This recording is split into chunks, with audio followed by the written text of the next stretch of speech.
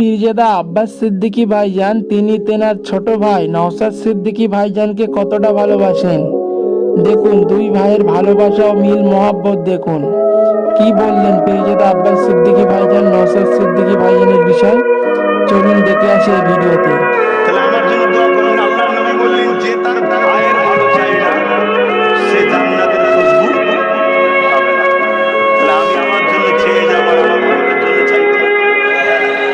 আমার ভাই নওশাদ বড় করে জালিমদের খুব রাগ, বড় করে চোর ডাকাত কামি সন্ত্রাসীদের খুব রাগ, ওকে ভালো ভালো হত্যা বন্দি করছে, দেখছেন না? তবে আল্লাহ শান, আল্লাহ কোন হিকমতে আল্লাহ মানুষকে বড় করে আপনার করে আনে। ইউসুফ আলাইহিস সালামকে আল্লাহ জেলে দিয়েছিল, আবার মিশরের রাজা দিয়েছিল, জানেন না?